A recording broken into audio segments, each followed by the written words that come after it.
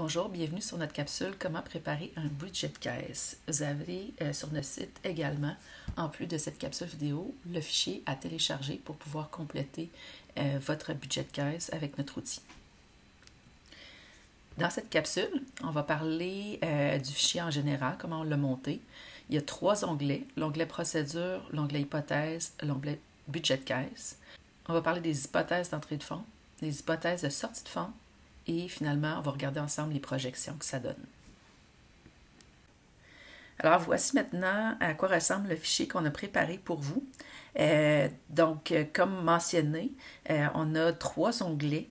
Dans l'onglet Procédure, voyez-le comme votre aide-mémoire et je vous invite à laisser vos propres notes de travail si vous le souhaitez pour compléter ce que nous, on a mis.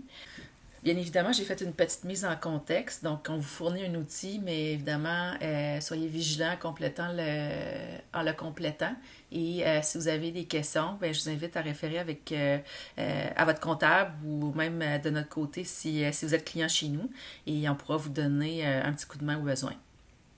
Donc, les notes qui sont ici dans les généralités et les instructions et hypothèses, je vais vous laisser les lire individuellement. Je vais plutôt passer avec vous dans le fichier et vous les commenter dans cette capsule. Donc, toutes les inscriptions doivent être faites dans l'onglet hypothèse et par la suite, le tout va se reporter dans le budget de caisse. Tout est automatisé pour que ce soit inscrit directement et se calcule directement dans le budget de caisse. Donc, dans la section des hypothèses générales, vous avez le nom de votre entreprise, la date de début d'année financière. Évidemment, la fin d'année financière va se calculer toute seule. Donc ici, tout ce qui est en gris, vous devez compléter ces cases et c'est ce qui va faire en sorte que le budget de caisse va se compléter. Ensuite, vous pouvez choisir à quelle date vous voulez débuter vos projections, donc le premier mois pour lequel vous allez commencer à prévoir votre budget de caisse. Et c'est un budget de caisse qui est fait en hypothèse mensuelle. Ce n'est pas un budget de caisse qui est fait en hypothèse hebdomadaire. Ensuite, vous devez inscrire le solde d'ouverture de votre compte en banque, donc à la fin mars, au début avril, quel était le montant que vous aviez en banque. Vous avez ici les taxes de vente projetées, donc le taux standard au Québec. Dans la section des hypothèses sur les entrées de fonds, on commence par inscrire votre chiffre de vente prévu. La manière qu'on a bâti l'outil, c'est qu'une fois que vous inscrivez en moyenne vos ventes, vous pouvez venir quand même ici faire varier vos ventes par rapport à votre moyenne mensuelle prévue. Donc, le calcul des ventes va se faire ici en modification. Par la suite, vous devez inscrire comment vous prévoyez ou comment habituellement vous encaissez vos ventes. Est-ce que vous avez, par exemple, la majorité de vos clients qui vous paient en moins de 30 jours, entre 30 et 60 jours? Donc, cette répartition-là, vous devez faire une prévision et l'inscrire ici. Ensuite, vous avez au 31 mars des comptes à recevoir. Vous devez rentrer ce montant-là à la date de fin de période. Donc, vous aviez, par exemple, à ce moment-là, 100 000 dans vos comptes à recevoir et vous prévoyez, par exemple, les recevoir sur 3 mois, les encaisser sur 3 mois. On a mis une section pour les programmes de subvention. On en a souvent actuellement. Donc ici, vous avez des dates qui sont dynamiques dans le modèle. Vous pouvez seulement faire la sélection de la date, inscrire des notes pour vous pour la référence du programme et inscrire des montants.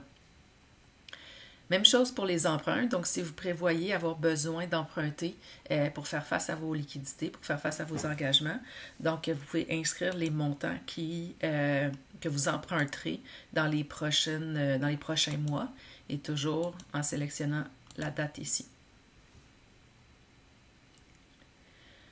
Dans les hypothèses de sortie de fonds, vous avez la première section sur les salaires et les payes. Donc, votre période de paye, vous pouvez choisir si c'est une période de paye hebdomadaire ou 2 semaines.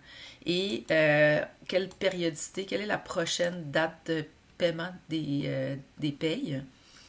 Et ensuite, inscrire chacun de vos employés avec les salaires annuels, ce qui va donner le montant par paye qui est prévu. Et si vous avez besoin de rajouter des lignes, évidemment, il ne faudrait pas aller en bas de la section rouge ici, sinon les calculs dynamiques ne fonctionneront pas. Donc, vous pouvez tout simplement aller ici à gauche, faire insérer avec le clic droit de votre souris et insérer une ligne. Donc, à ce moment-là, les calculs vont pouvoir être dynamiques. Mais je vais vous inviter quand même ici à aller copier cette formule-là, comme ça ici, tout simplement, pour mettre à jour. Et vous pouvez continuer à insérer des lignes. Donc, bien important de copier les calculs. On a mis un taux standard d'avantages sociaux qui est en moyenne ce que ça peut représenter pour les employés qui tient compte des vacances, des déductions à la source pour la portion de la part employeur. Donc, si vous connaissez votre taux plus précisément, vous pouvez l'ajuster. Sinon, c'est un taux moyen qui peut être utilisé. Ensuite, comme on a vu plus tôt pour les comptes clients, donc vous avez la même chose pour les comptes fournisseurs. Quel est le solde que vous avez à payer au 31 mars et sur quelle période vous prévoyez payer vos fournisseurs avec la répartition ici en pourcentage. Vous avez à inscrire vos sous-traitants. Donc, si vous avez des sous-traitants, en fonction des prochaines périodes, quel montant vous prévoyez engager avec ces sous-traitants-là. Ensuite, même chose pour les honoraires professionnels. Si vous avez avocat, comptable, professionnel des médias sociaux, en communication, donc vous pouvez inscrire vos montants ici. Si vous avez besoin d'acheter des immobilisations, donc les immobilisations généralement, soit qui sont financées, on a vu plutôt qu'on peut mettre une section sur la dette.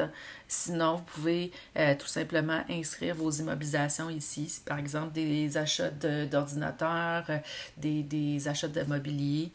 On a mis une section pour les dépenses extraordinaires. En fait, c'est plus les dépenses qui ne rentreraient pas dans une autre des catégories et que vous devriez présenter différemment des autres dépenses prévues. Donc, vous pouvez les inscrire ici. Donc, on a mis ici une section sur les dépenses extraordinaires. Donc, si il y a des dépenses qui ne rentrent pas dans les catégories précédentes, vous pouvez utiliser cette section-là. Dans la section intérêt et remboursement de dette, donc vous pouvez inscrire le taux d'intérêt, le montant du prêt et les versements mensuels du prêt. Donc évidemment, si vous avez plus qu'un prêt, je vous invite à faire la moyenne pour le taux d'intérêt, puis de consolider, d'additionner les montants de prêt et les montants de remboursement. Tous les calculs vont se faire de l'autre côté, dans le budget de caisse. Dans la section dividendes, plusieurs entrepreneurs ne se versent pas de salaire, donc on vous a ajouté cette section-là pour prévoir les paiements en dividendes pour les entrepreneurs qui sont dans cette situation-là. Par la suite, vous avez aussi la section sur les acomptes professionnels d'impôts. Donc, si vous devez remettre de façon mensuelle ou trimestrielle les acomptes d'impôts, vous pouvez le mettre. Et aussi les versements de TPS-TVQ. Encore là, la même chose, mensuel ou trimestriel. Et puis, vous avez les montants ici que vous pouvez inscrire. Pour la TPS, c'est le montant que vous avez en solde au 31 mars, donc à la date de production de votre budget de caisse. Tous les calculs subséquents pour les taxes des trimestres subséquents vont se faire automatiquement. On va aller maintenant dans le budget de caisse. Donc, dans le budget de caisse, tous les éléments que vous avez inscrits dans vos hypothèses vont s'y retrouver. Donc, on voit ici l'encaissement des comptes à recevoir, les subventions. Par exemple, encaissement de dette, on voit bien que c'est ce que nous avions inscrit. Là, en mai et en juillet, 2 versements de 40 000. Donc, en mai et en juillet, 2 versements de 40 000.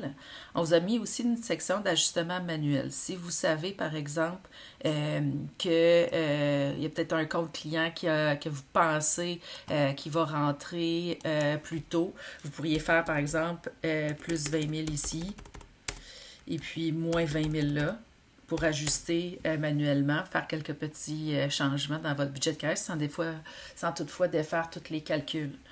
Même chose du côté des dépenses. Vous avez donc les salaires qui sont calculés en versement ici. Si, par exemple, vous savez que vous avez des bonis à verser, vous ne les avez pas inclus de l'autre côté, vous pourriez vous mettre une note, bonis à payer, par exemple.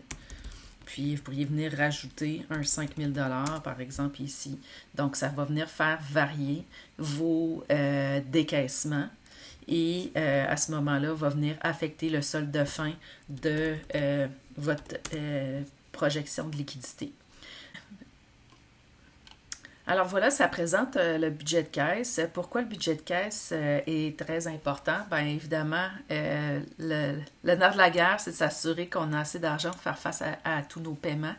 Et on peut voir assez rapidement, par exemple ici, si on vient retirer certains montants d'encaissement.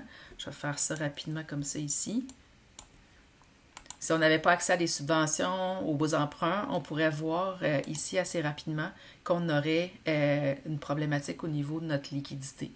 Donc, avec un petit modèle simple comme ça, vous pouvez quand même faire vos simulations assez facilement pour voir est-ce que vous allez avoir des enjeux de trésorerie dans les prochains mois. Donc, je vous invite aussi peut-être en petit conseil, étant donné que les formules sont dynamiques, vous pouvez toujours écraser les calculs qu'on a fait pour vous. Moi, je vous invite quand même soit à revenir télécharger une nouvelle version sur notre site web si toutefois les modifications que vous avez faites altèrent le fichier. Sinon, vous pouvez tout simplement vous en conserver une copie originale dans vos choses, dans vos répertoires, puis d'y revenir au besoin. Et si vous avez des modifications, des suggestions d'amélioration, n'hésitez pas à nous écrire à info@cofinia.ca. En conclusion, j'espère que cette capsule va vous être utile dans la gestion quotidienne des liquidités de votre entreprise. Et je vous invite, si vous avez des questions, à communiquer avec nous à l'adresse info@cofinia.ca. Merci, bonne journée.